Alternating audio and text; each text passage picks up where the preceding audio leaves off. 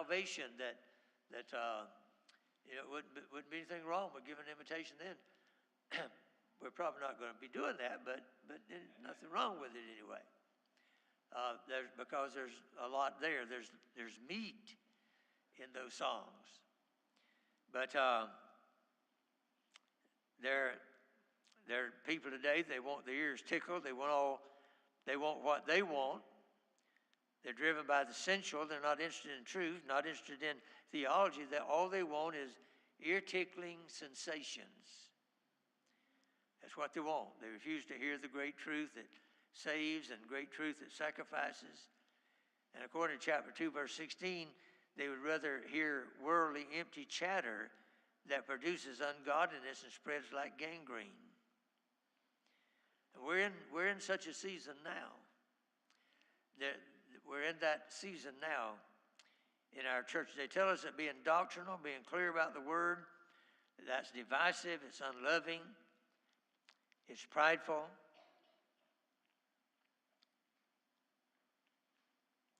Did you know that's why a lot of churches are dropping out, leaving out or dropping altogether the word Baptist off of their name? You know what Baptist, you know what that means? You know what's behind that word Baptist? It is while the Baptist people have not always been called Baptists, and even today we'll call some things besides Baptist, but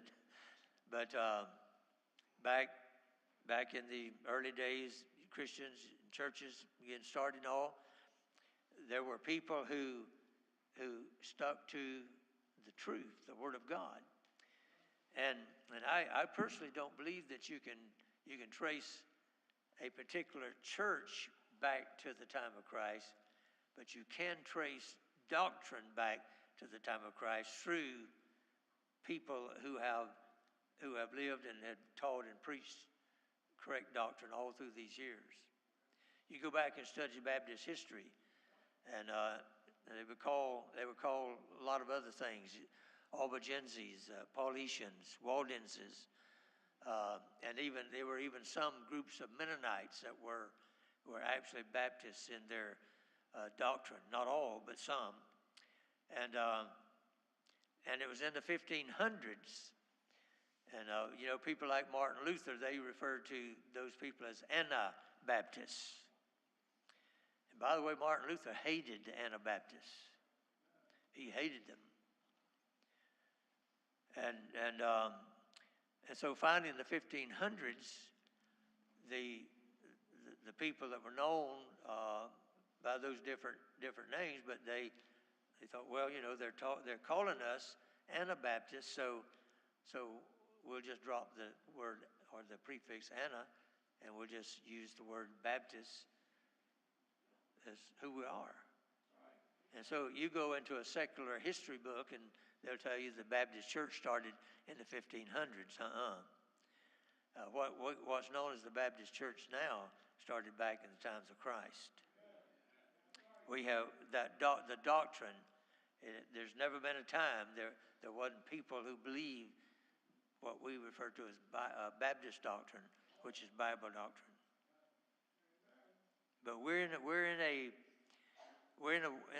time now, this world of postmodern, that everybody determines truth for himself, and everybody's opinion is as valid as everybody else's opinion, and there's no room for absolute authoritative doctrine. We're in that season, and that's the worst form of wickedness. The church today is utterly indifferent to that. There's not going to be any church to fight anything if we do not preserve the truth. It is imperative that people like us, you and me, that we